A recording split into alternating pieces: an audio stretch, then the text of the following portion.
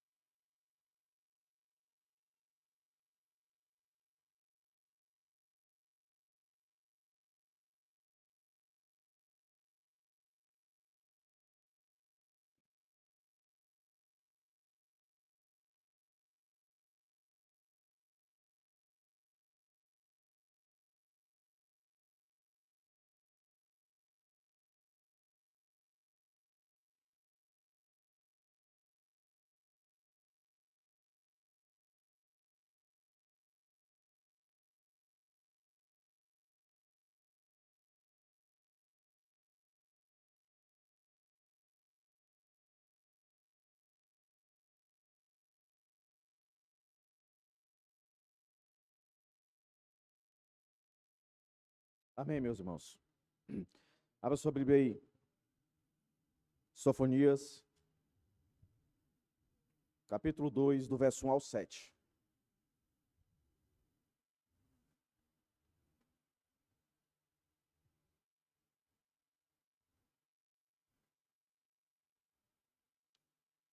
Esperança no meio do juízo. Nosso quarto sermão aqui, irmãos.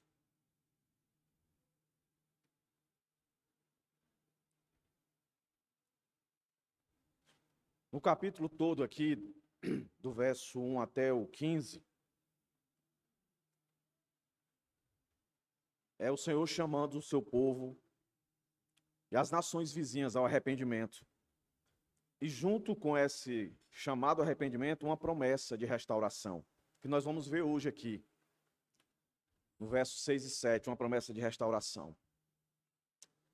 E aí a gente vê o caráter justo de Deus, que Deus não abre exceção para pecado, e para pecador não abre exceção. O juízo dele é certo, ele derrama o seu juízo, e a prova disso é o Antigo Testamento. Juízo que foi derramado sobre a Síria, juízo que foi de disciplina que foi derramado sobre as 10 tribos, que vai se repetir, ou se repetiu aqui, com a tribo de Judá e com a Babilônia. Então, aquilo que eu sempre tenho repetido aqui para os irmãos, o discurso é pesado, mas ao mesmo tempo, ele é gracioso, porque ele alerta. E sempre, junto com o alerta, traz uma chamada, uma promessa para aqueles que se arrependerem. E aqui, mais uma vez, nós vamos ver Deus sendo justo e, ao mesmo tempo, tendo um caráter gracioso, né, diante de um juízo que ele já decretou. Se a gente ler o capítulo 2, sem considerar o capítulo 1, passa a má impressão de que o que Deus fala, a questão de juízo, não é muito sério o que ele diz. Mas nós levamos em consideração o capítulo 1. E está bem descrito aqui, de forma bem literal, que o Senhor fez justiça e sempre fará justiça sobre aqueles que afrontam o seu nome, sobre aqueles que se levantam sobre o seu povo, sobre aqueles que influenciam o seu povo a pecar contra ele. Aí Deus é tão justo que ele castiga esses e castiga o seu povo, porque o chamado do seu povo sempre foi e sempre será, como é o chamado para a igreja, a não se deixar influenciar pelas coisas do mundo.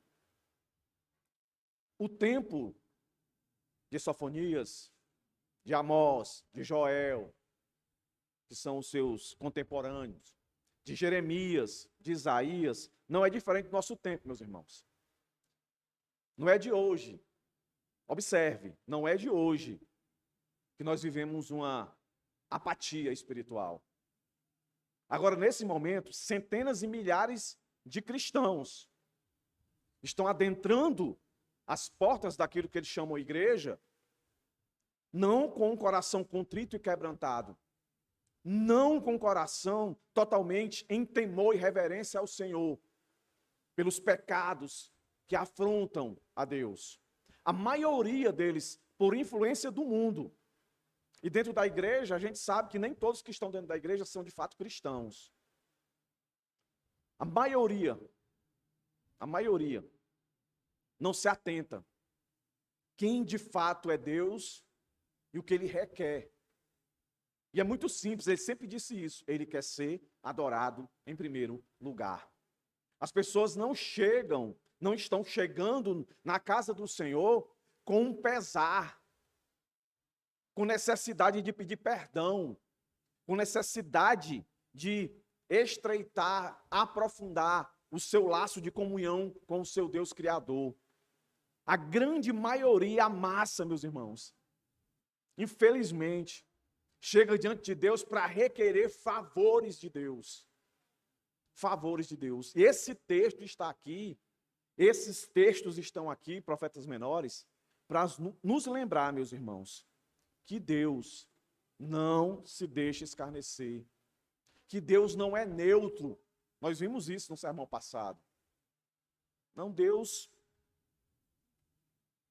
não é neutro. Então a passagem de hoje nos mostra que mesmo quando o juízo se aproxima, e é certo, Deus continua a chamar, aqui no texto, de humildes, em algumas versões de mansos, o seu povo a se humilhar diante dele.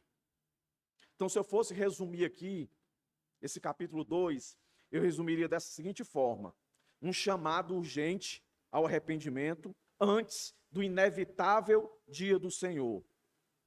Embora o juízo não possa ser evitado, há uma tênue esperança de proteção para os arrependidos, do verso 1 ao 3.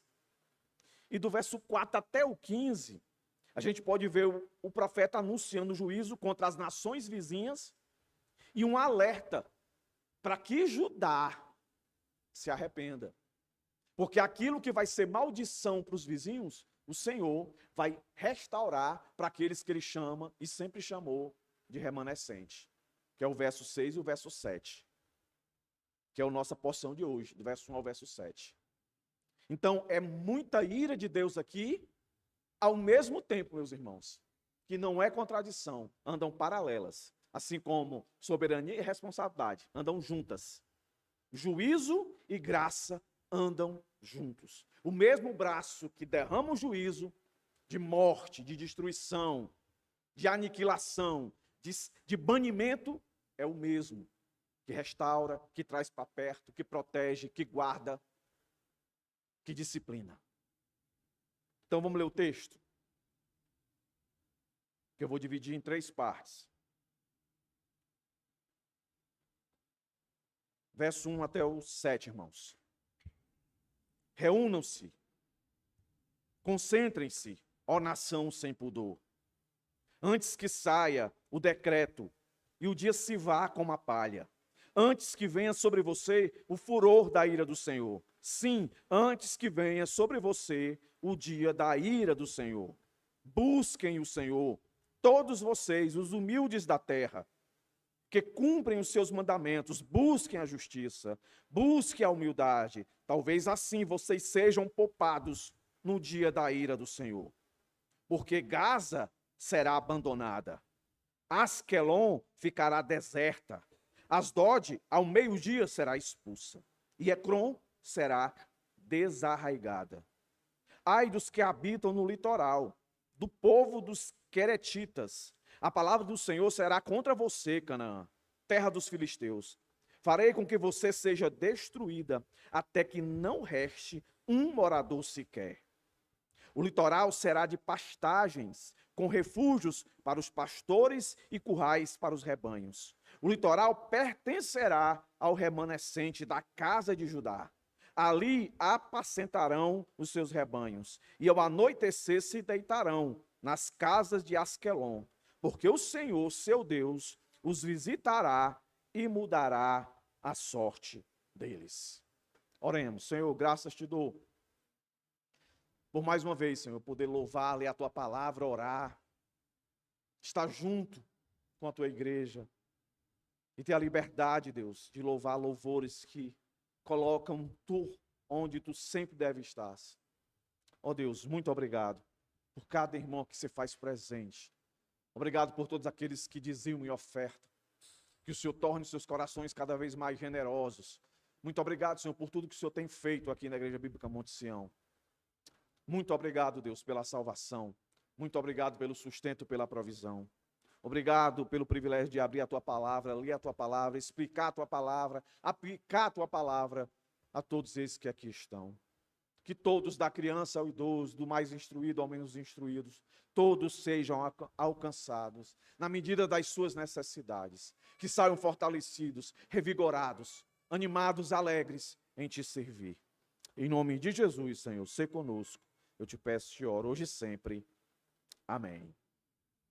Como é que eu vou dividir o texto, irmãos? O verso 1 e 2, arrependimento com urgência. Verso 3, chamado a buscar. Verso 3. E do verso 4 ao 7, juízo e restauração. Juízo, restauração, chamado a buscar e arrependimento urgente, rápido, sem demora. Então veja, meus irmãos, que esse apelo do profeta aqui, ele se faz necessário para os dias de hoje, em meio dessa apatia, as pessoas confundindo presença de Deus com simplesmente uma emoção, pessoas confundindo o Deus bíblico com o Deus do mundo. O Deus do mundo é criado à imagem e semelhança da vontade dos homens. O Deus verdadeiro não. Ele é um Deus inalcançável, que por graça e misericórdia se revelou a nós. O que nos trouxe aqui hoje foi nos lembrar que, por pior que o mundo esteja, merecedor da ira e do juízo de Deus, enquanto há vida, há esperança. E somos nós, meus irmãos, os responsáveis a falar isso. Temos que falar da graça do Senhor, mas nunca em detrimento ao juízo. Os dois têm que ser falados. A graça só vai ser de fato entendida quando for percebido a necessidade dela. E por que a necessidade? Porque é algo urgente. Deus, como eu sempre tenho dito aqui, não vive dentro da categoria de tempo da gente. Para nós faz 2000 anos que Jesus morreu. Mas para Deus, nem é ontem, nem é amanhã, tudo é hoje para Ele. Então, a iminência do juízo de Deus é para ser percebida pelos relatos bíblicos e históricos. Depois que o cano é fechado, de lá para cá, Deus tem feito juízo através de guerras, de tsunamis, terremotos. É um juízo de Deus que abarca todos, uns para condenação eterna, outros por castigo de Deus, os seus filhos. Perceba que, comparando com todos os profetas, aqui está mais um que sofreu a ira de Deus, mas ao mesmo tempo, para ele era a disciplina de Deus, mas o sofrimento foi existencial para ele. E repito, meus irmãos, o crente, como foi dito em Abacuque, ele tem que viver por fé. O crente vive por fé. Fé que não é dele, que foi dada a ele. Mas olha que interessante, como o nosso texto começa, o verso 1. Na minha versão, diz: reúnam-se, concentre-se.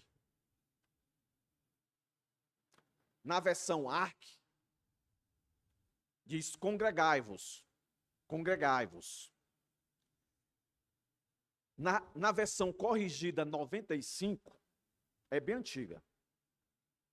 Ela diz: congrega-te, congrega-te. Na ARA, talvez seja a sua aí, diz: concentra-te e examina-te. Hoje na EBD, A gente viu um texto lá chamando a nos examinarmos.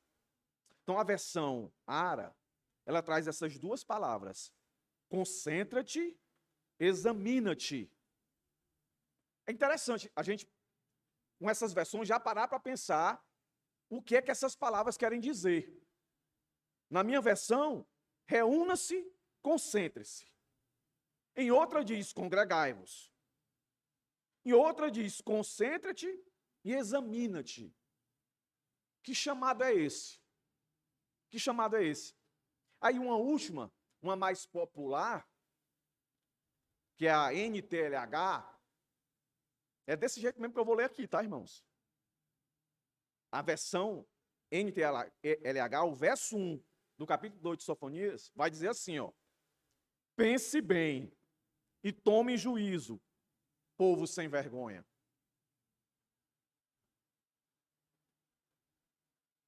Pense bem. Olha aí, o profeta está falando para o povo de Deus, em primeiro lugar, e para as nações. Olha o discurso, olha a pregação.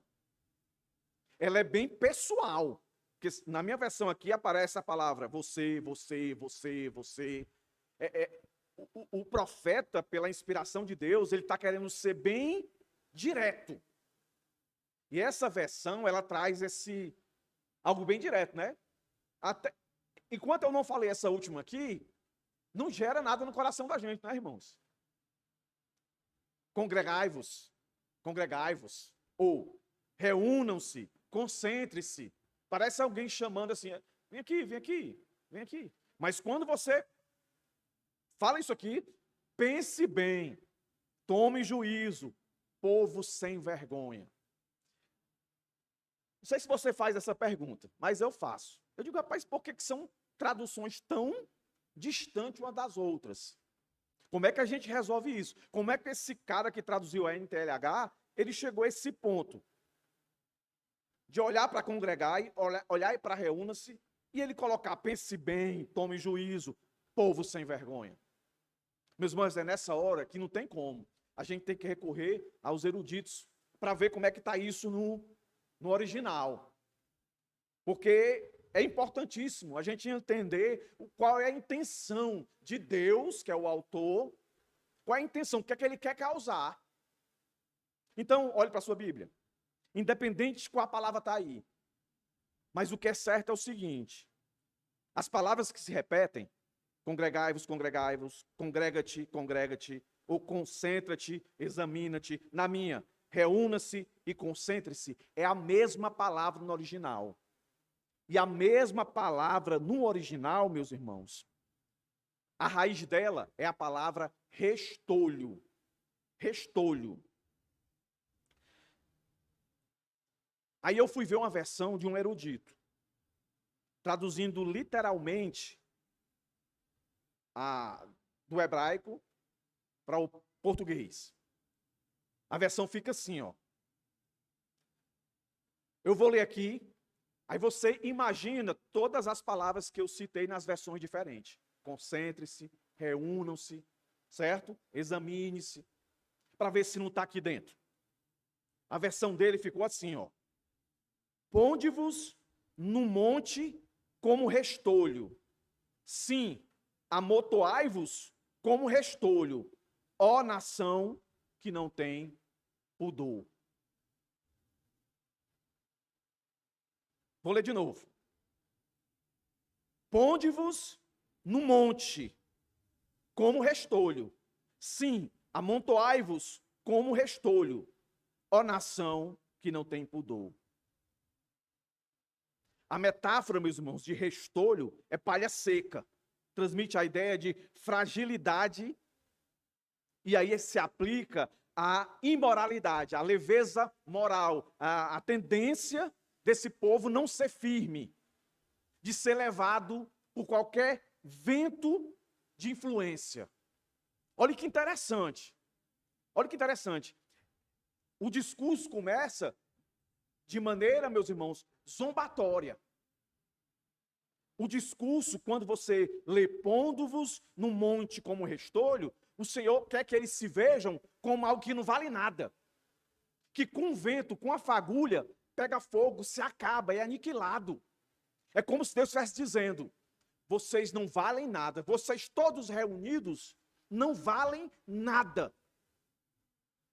Vocês não têm moral.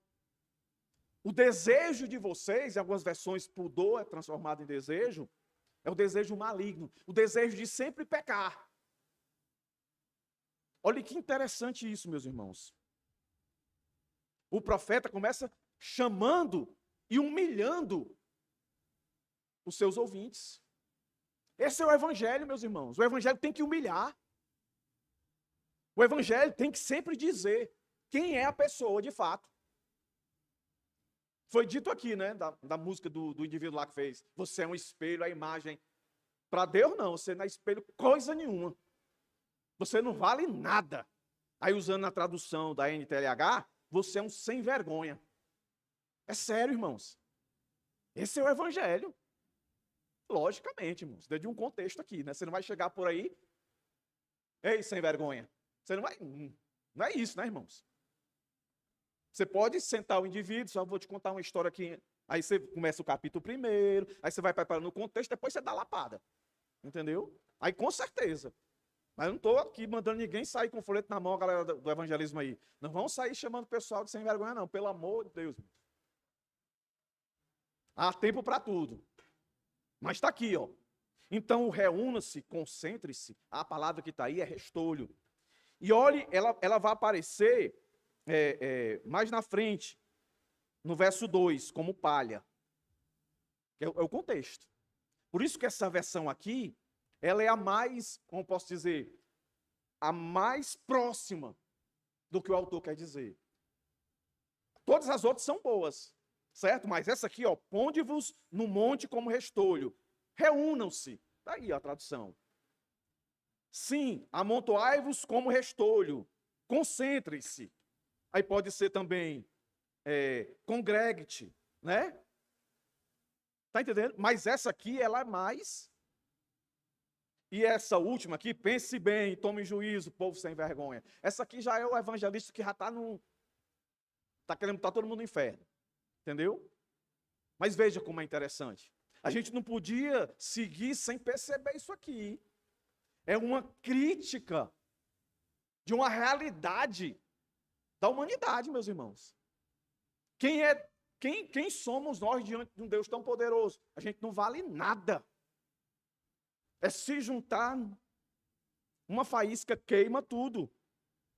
E ele diz: ó nação sem pudor. Por que que aqui eu coloquei arrependimento com urgência? Porque perceba agora, do verso 3, do verso 2, por completo, vai aparecer a palavrinha antes.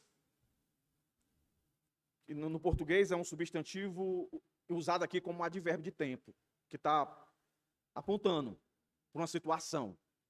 Olha aí, a ênfase dele. Em momentos alguns, isso aqui quer dizer que o juiz não virá. O que o autor aqui quer deixar bem claro é: ó, vocês não valem nada.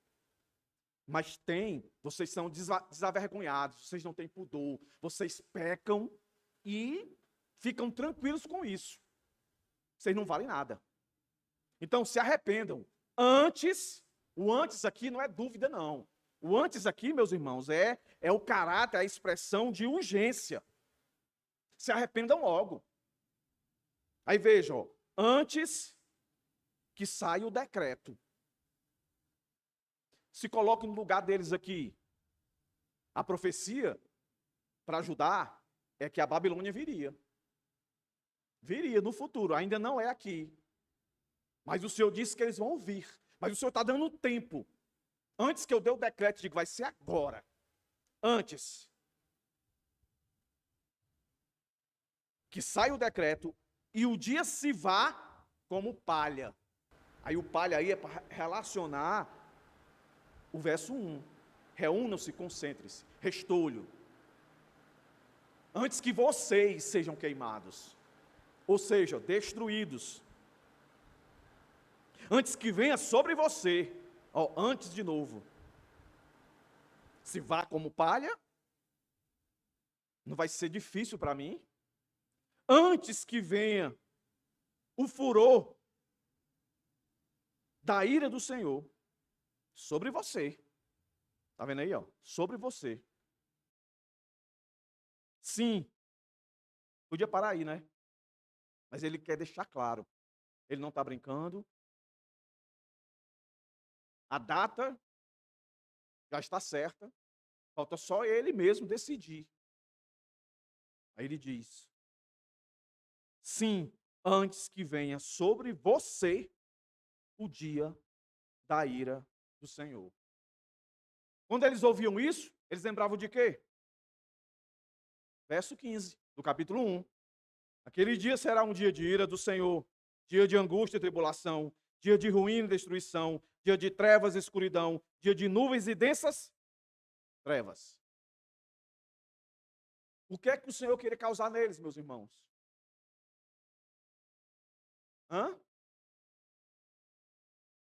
Urgência em tomada de decisão. Era a sua responsabilidade. Dizer: Senhor, perdoe-me. Perdoe-me, poupa-me. Tem misericórdia de mim. O juízo de Deus é certo e rápido. Assim como a palha queimada, como o vento leva uma palha.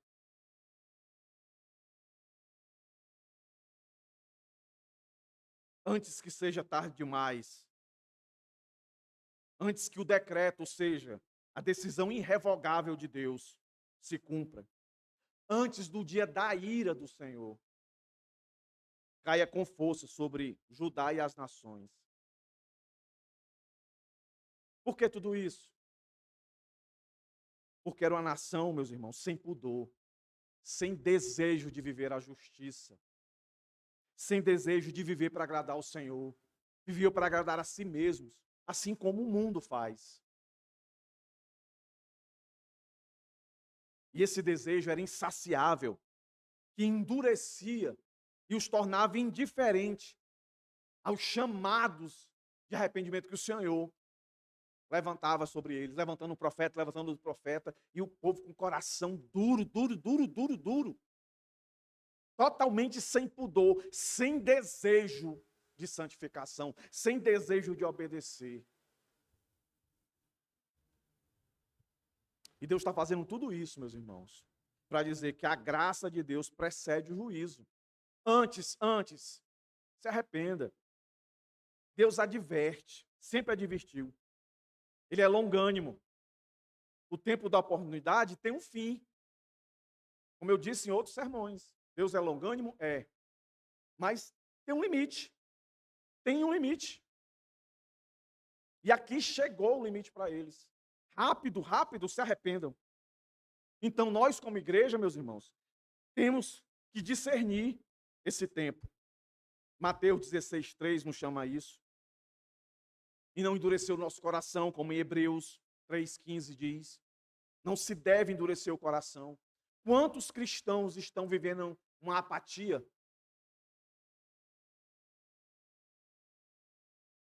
Não tem outra resposta para isso. A apatia do cristão, ela é fruto da mesma apatia que envolve o mundo. A que envolve o mundo, essas pessoas, elas estão totalmente alheias à vontade de Deus. Culpa maior temos nós, um crente, quando se deixa influenciar pela apatia do mundo. A apatia do mundo, ela existe pelas frustrações de planos e desejos fundamentados na mente e no coração do homem. E aí não consegue, porque ele não é Deus, ele não tem o poder de mudar nada. Aí ele se frustra. E muitos cristãos, por se deixar influenciar, e foi o caso deles, é o caso de muitas vezes nosso, a gente acaba ficando sem vergonha, sem pudor. Cada dia que passa, a gente está cada vez mais distante de Deus, e a gente não se alerta para isso, mesmo ouvindo sermões, mesmo cantando canções, fica tudo nos lábios da gente. O Senhor tem experiência com a gente. Ele disse isso para Isaías: eu não aguento mais o culto de vocês. Eu não aguento mais os sacrifícios de vocês. Eu vou tapar os meus ouvidos. É muita hipocrisia. O mundo não é considerado hipócrita. Hipócrita é o cristão, que sabe o Deus que tem e não se derrama diante dele. Nós somos chamados, meus irmãos, a não endurecer os nossos corações. Então aqui, Sofonias, sem dúvida, é Deus falando. Começa com ironia, tratando a nação, o povo de Deus, como vocês não valem nada. Vocês são como palha. E o que mais me deixa irado é que vocês não têm vergonha dessa rebeldia. Vocês são sem pudor. Então não é só uma questão política, de moral, de costume. É uma questão espiritual. E a gente alimenta o espírito ouvindo a voz de Deus. E nós, meus irmãos, igreja da nova aliança, a igreja dos séculos, meus irmãos, nós temos muito mais luz, nós temos a palavra de Deus, nós temos muito mais recursos para vencer a imoralidade do mundo, a dureza do mundo. E o Senhor chama a urgência. Antes. Ele deixa bem claro, antes que eu dê o decreto, que eu bato o martelo, antes que a minha ira com furor venha sobre você, antes que venha sobre você o dia da ira. O dia da ira é o dia que a minha ira se consuma. E no caso aconteceu com eles. O que é que a gente pode aprender aqui, meus irmãos? É que Deus ainda chama a sua igreja hoje para não se ajuntar meramente, fisicamente, distante de uma realidade espiritual, distante de um arrependimento verdadeiro. Quantos de vocês aqui saíram de casa hoje e pensaram assim: eu vou para a igreja e vou me arrepender? Seja sincero, quantos de vocês saíram da casa de vocês, hoje eu vou para a igreja cultuar o Senhor e vou me arrepender dos meus pecados? Quem aqui não pecou essa semana? Quem aqui não pecou? Direto ou indiretamente? Por ação ou por omissão? É isso, meus irmãos. Isso é a causa da apatia que tem assolado a igreja hoje, ao ponto de esquecer de pregar esse Deus que não tolera isso. Mas ao mesmo tempo, quando ele se mostra tão irado, ele diz: se arrependa. Para nós, a gente não perde a salvação, a gente está seguro. A gente está seguro, meus irmãos. Mas nós não estamos seguros e isentos de receber a mão de castigo do Senhor. Judá aqui recebeu. 1 Pedro diz isso. O juízo começará pela casa do Senhor, sempre foi assim. Então o que é que eu tenho que fazer? O Senhor vai dizer aqui. No verso 3, nosso segundo ponto, o Senhor vai dizer aqui o que é que a gente tem que fazer e mostrar para o mundo que só tem um jeito dele vencer a distância para com Deus e para que nós possamos falar para os nossos, para nós mesmos, vencer essa apatia que o mundo nos envolve. Só tem um jeito, eles lá têm que se arrepender. Como nós já somos arrependidos, a gente já confessou os nossos pecados para o Senhor, reconhecendo que Ele é o Deus da nossa vida, qual é a nossa responsabilidade agora? Aí Ele vai dizer agora, ó, busque o Senhor. Busque o Senhor.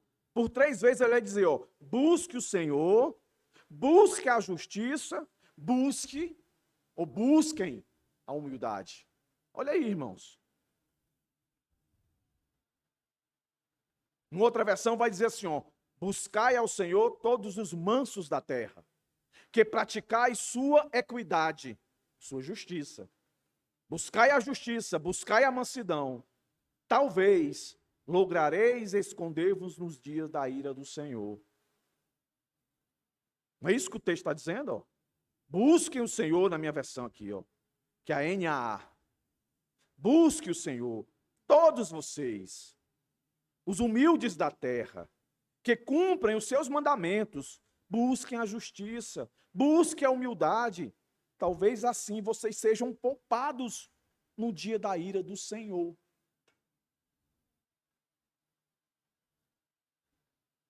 Então veja, continua aqui. É um convite individual e de alguma forma aqui pastoral, meus irmãos. É Deus dizendo assim, ó, não sejam mais a nação impudente, mas prudente, mansa, que demonstram sinais de arrependimento. Ou seja, não sejam mais a nação sem vergonha, sem pudor. Buscai ao Senhor, relacionamento pessoal, não formalismo.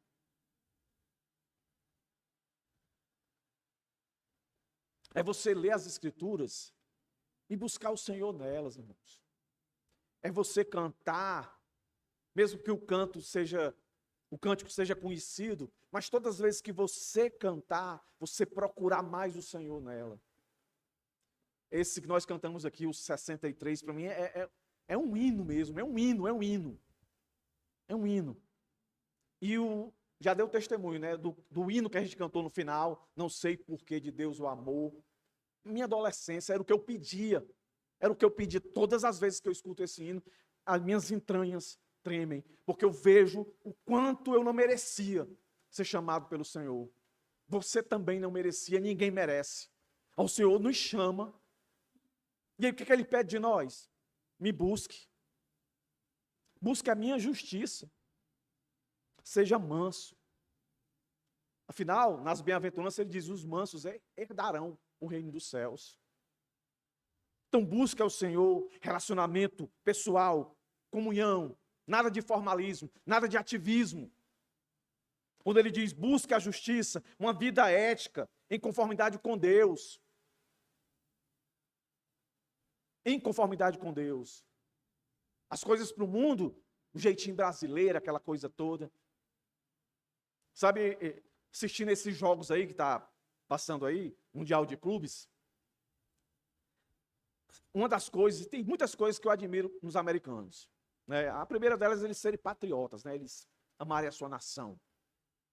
Outras, é eles realmente valorizar a lei. Não é? Não que não haja corrupção lá, mas nos jogos aí, quando era previsto que ia ter uma tempestade, parecia um telão. Tinha que sair do campo, todo mundo tinha que sair da arquibancada, e o negócio gigante, muita gente, todo mundo tinha que sair, ia com sol e tudo, mas eles tinham uma previsão de que ia vir uma tempestade, e poderia alguém ali sofrer algum dano, então parava-se tudo. Questão de 20 minutos, esvaziava gigantesco o estádio, esvaziava, não via ninguém dando piti. Aqui no Brasil, a gente joga com raio caindo, entendeu? Raio caindo. A gente vai para os estádios, a gente olha assim para baixo, o cimento já saiu, a gente vê os ferros, vê a pessoa lá embaixo, mas está seguro, pulando, que já foi estádio no Castelão, treme tudo, eu digo, vala meu Deus do céu, entendeu? Então nem aí, tem critério. Meus irmãos, andar com Deus é segurança total.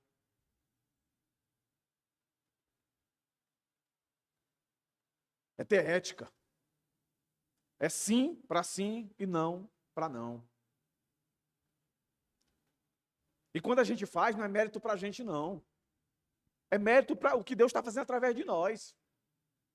Quem aqui me conhece há muito tempo, sabe que eu tinha um Fitzinho preto, que era do meu pai. Aí meu pai passou para mim. Aí depois de muitos anos, eu vendi para o meu pai do preço quando ele atualizado. Eu dei enrolada no meu pai. Um negócio lá, eu saí ganhando. Aí o carro voltou para ele. Aí esses dias esses meses passados aí, teve que tirar do meu nome, né? Porque queria vender.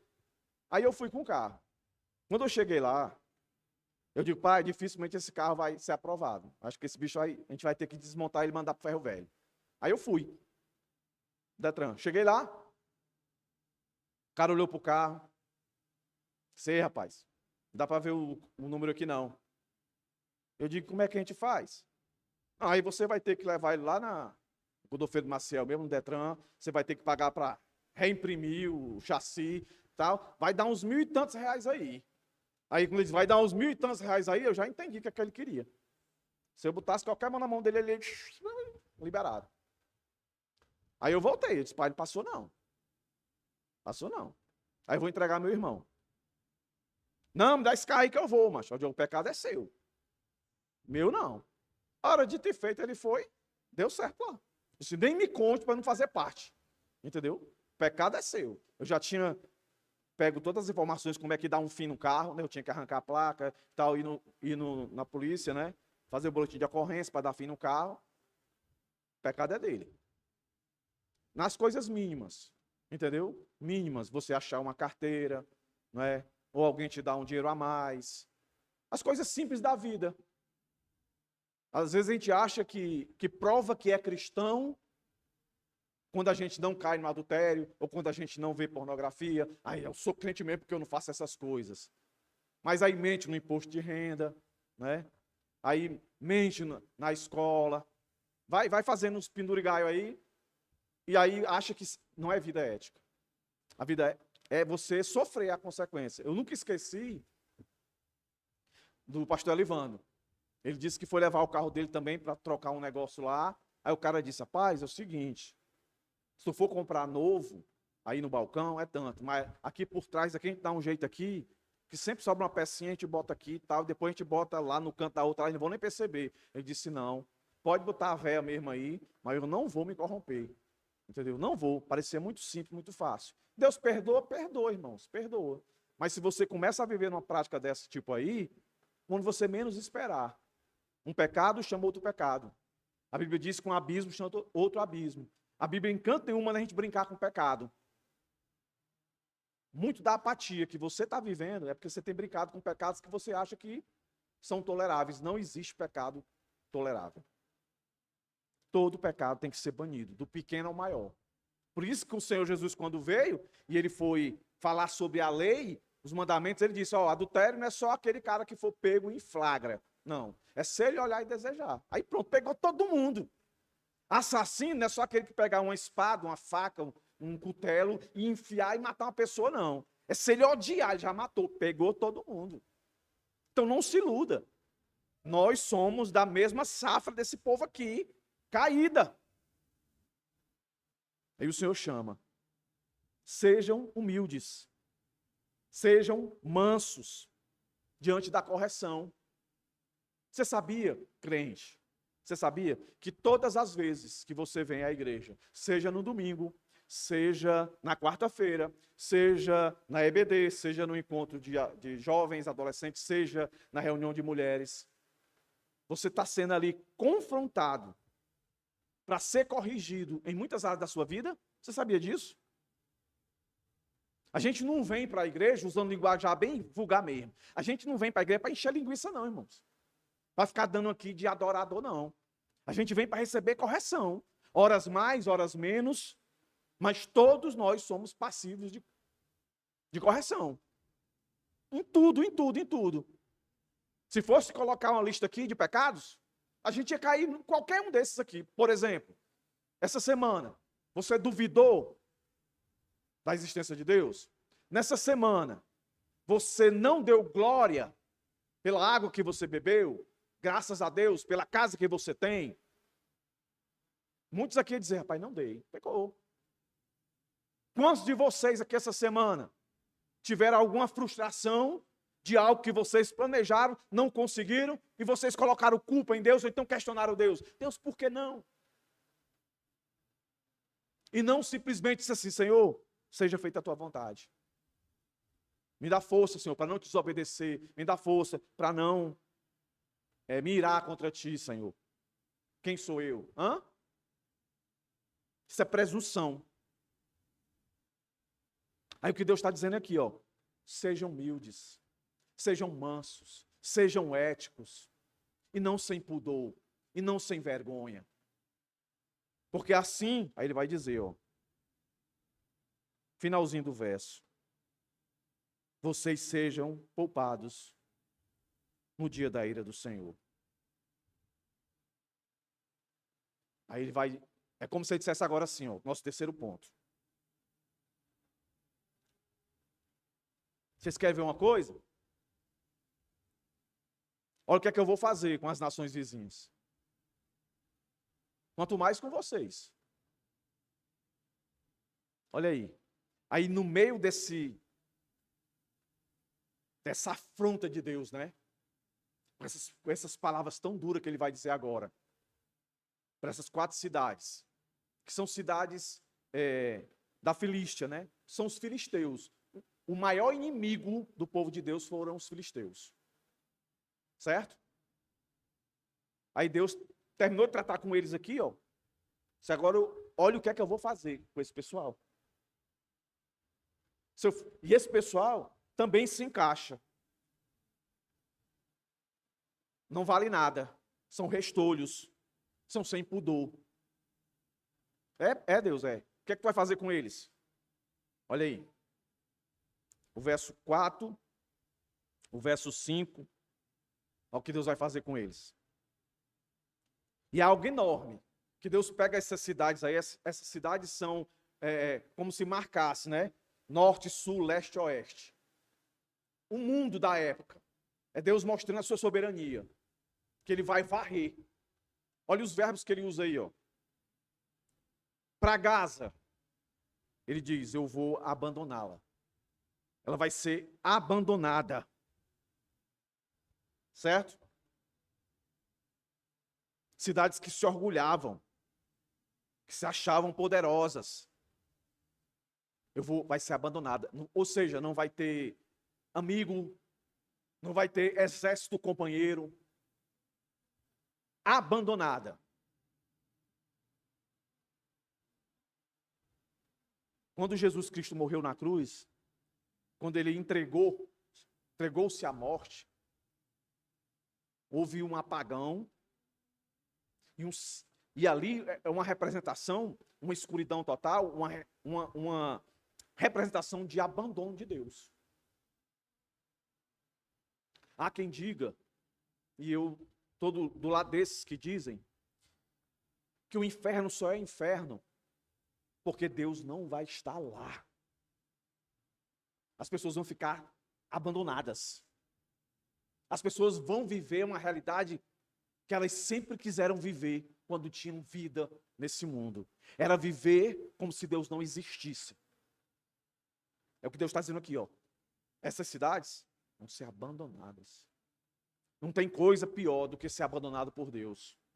Ele diz lá em Hebreus, olha, meu filho, quando eu lhe repreender, quando eu lhe chicotear, fique feliz. Isso demonstra que eu sou pai e vocês são meus filhos. Se isso não acontece, é porque vocês são bastardos. Vocês não fazem parte da família. E eu não estou nem aí para vocês. Aí exatamente o que eles diziam, né? Não, Deus não faz nada. Não faz bem, não faz mal. Finalzinho do verso 12 do capítulo 1. Pois é, eu não vou fazer bem, porque o mal por si só. Em não fazer o bem, o mal já se apresenta. O Senhor diz, Asquelon ficará deserta. Fartura, prosperidade, colheita, acaba tudo. E Asdod, ao meio-dia em ponto, será expulsa. Será expulsa, não vai haver resistência. Vão tirar ela daquilo que ela achava que era a estabilidade, a segurança dela. Segurança e estabilidade é só em mim. Pode deixar. Esse bichinho aí.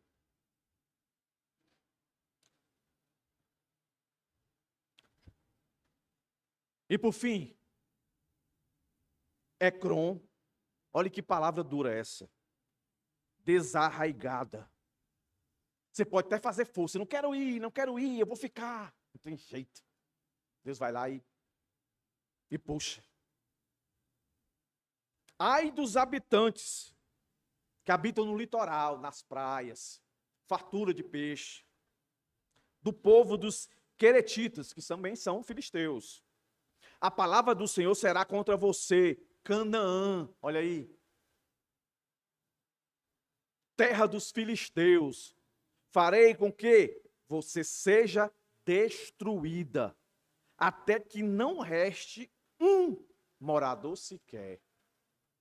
Que Deus é esse, irmãos? Que Deus é esse? É um Deus de graça e um Deus de juízo.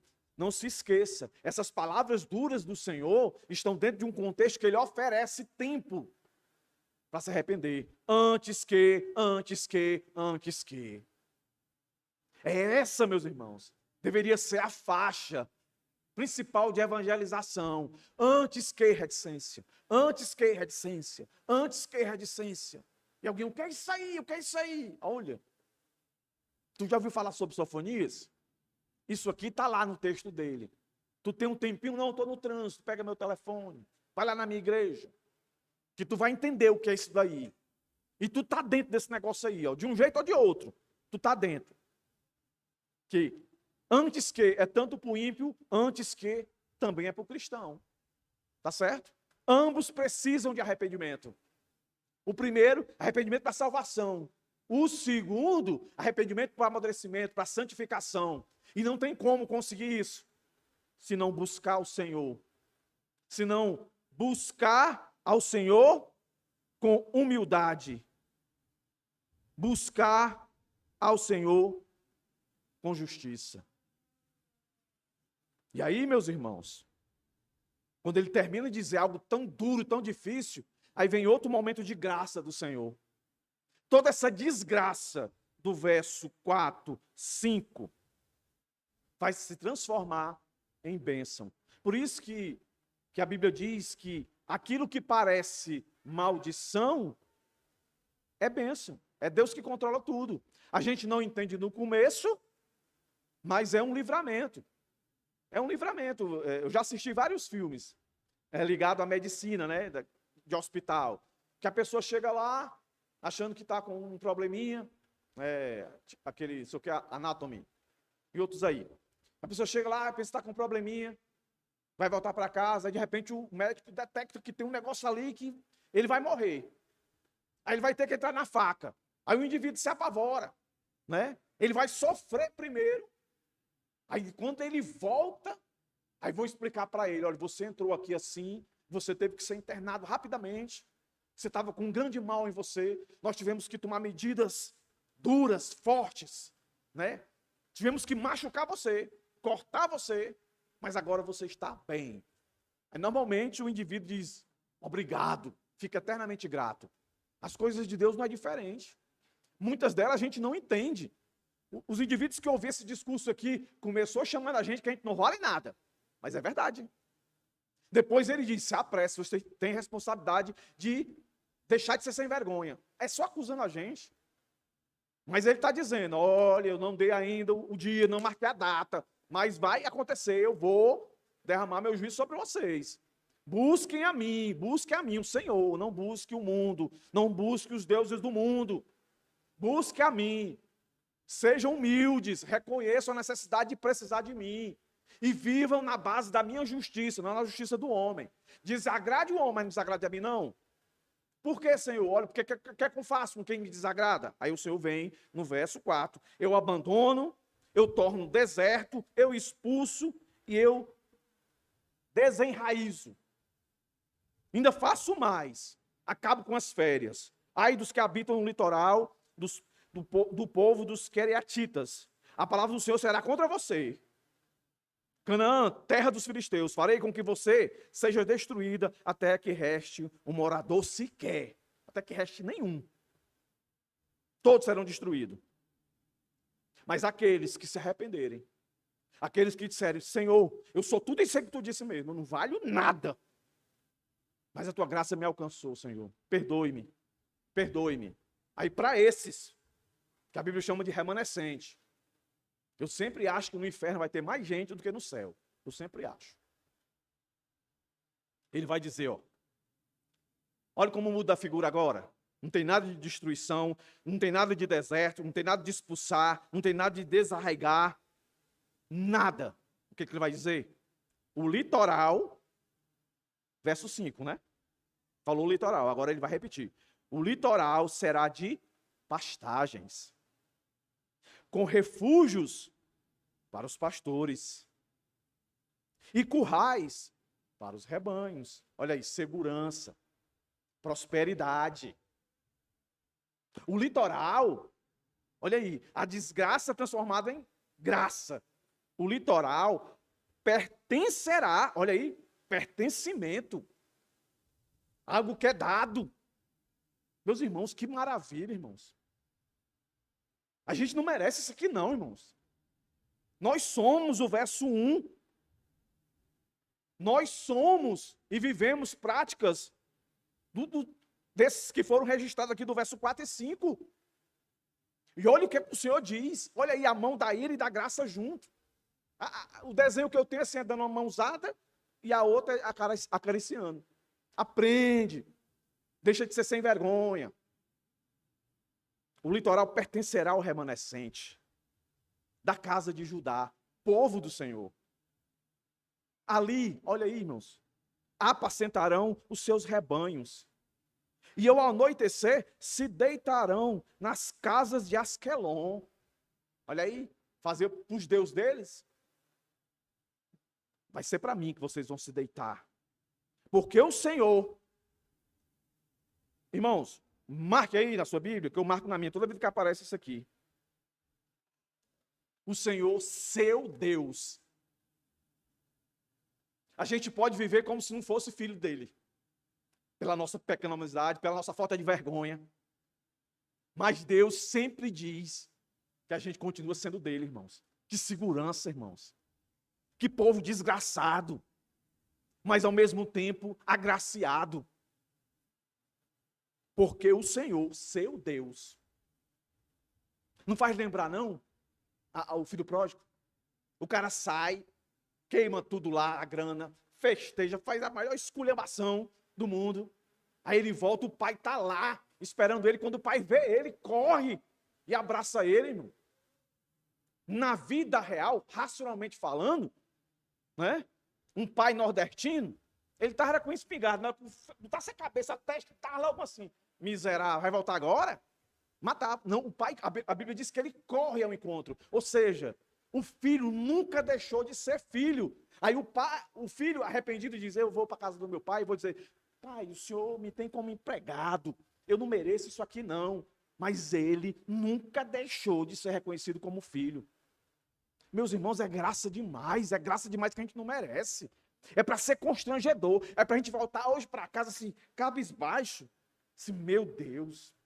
E quando levantar a cabeça não é para outra coisa. É para viver a vontade de Deus, meus irmãos. Olha isso, irmãos. Porque o Senhor, seu Deus, os visitará e mudará a sorte deles. Meus irmãos, é uma reversão de deserto para uma herança. É um contraste muito grande, meus irmãos. Muito, muito grande. Então, esse anúncio aqui,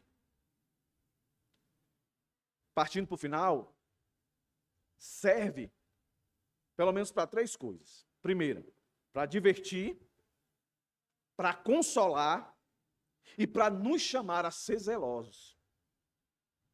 Advertência, o mesmo juízo que recai sobre os filisteus pode vir sobre Judá, pode vir sobre a igreja.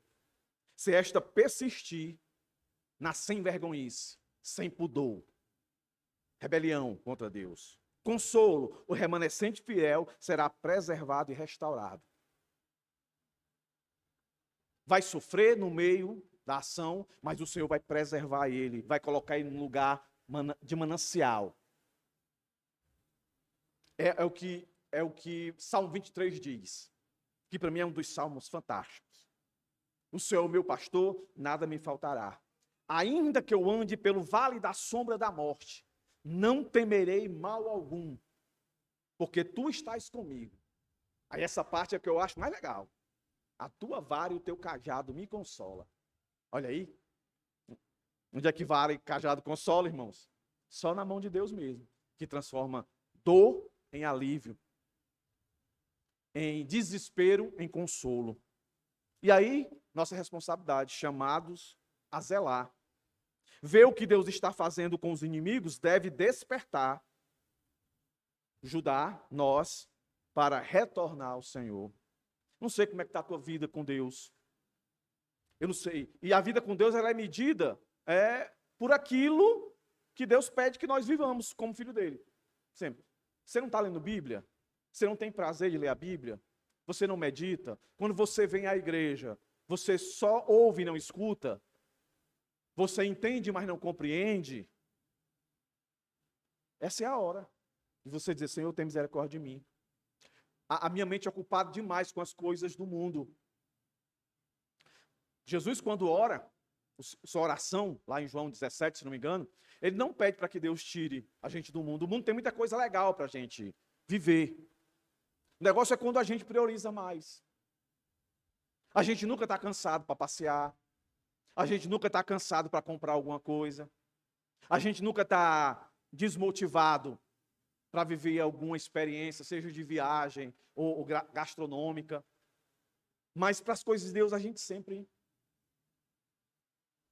E é um prazer, meus irmãos, servir ao Senhor. Tem que ser um prazer. Se não está sendo prazer para você, é hora de você dizer, Senhor, tem misericórdia de mim.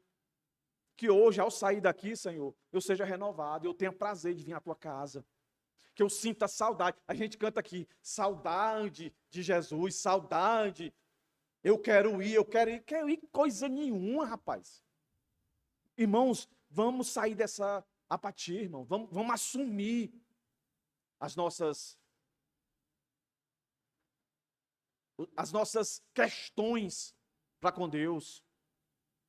Que essa advertência, esse consolo, esse chamado ao zelo, meus irmãos, nos leve a considerar o juízo imparcial de Deus, a soberania divina, a esperança na restauração e o chamado ao arrependimento. A Bíblia diz que há tempo para tudo. Há tempo de nascer, há tempo de morrer. Há tempo de construir, há tempo de destruir. Há tempo de abraçar, há tempo de se afastar. Mas, enquanto ao arrependimento, não. Todos os dias, enquanto a vida é uma oportunidade. É o tempo para o arrependimento. O mundo que hoje parece triunfar contra Deus e sua igreja, um dia será silenciado. Os mansos, os escolhidos, os do Senhor, aquele que ele elegeu, predestinou, chamou, justificou, glorificou, herdarão a terra, o reino. Mateus 5:5, as bem-aventuranças.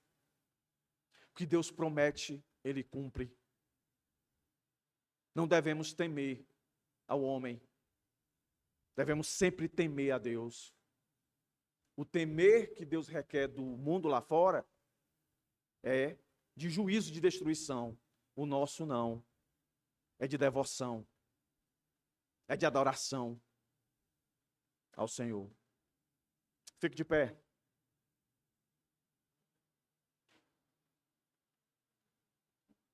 Eu vou encerrar aqui com duas aplicações de tudo que eu já falei aqui, do verso 1 até o verso 7.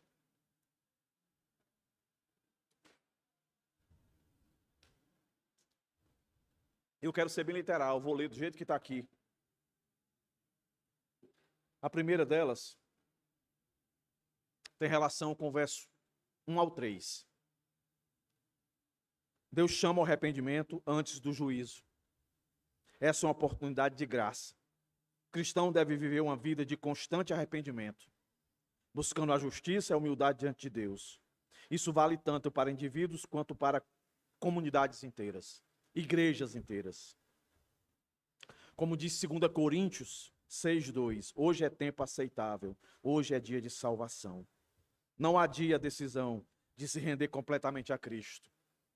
não adia a decisão de firmar o compromisso de crescer na graça e no conhecimento do Senhor Jesus Cristo. A segunda e última faz relação ao verso 4 ao 7. A justiça de Deus que é real, mas que preserva o remanescente. Vivemos num mundo em que a justiça parece triunfar, mas Sofonias lembra-nos que Deus julga os ímpios e preserva os justos. Abacuque tinha essa dúvida: Senhor, tu sabe quem é quem? Eu sei. Eu sei quem é o ímpio, eu sei quem é o justo.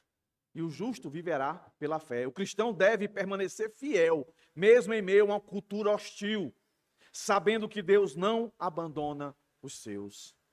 A vingança pertence ao Senhor, não é a nós, não. Em meio ao colapso ao redor, o povo de Deus encontra segurança única e exclusivamente na fidelidade do Senhor. Que Deus tenha misericórdia de nós, meus irmãos. Não endureça o coração de vocês diante do chamado do Senhor. Faço eco às palavras do profeta.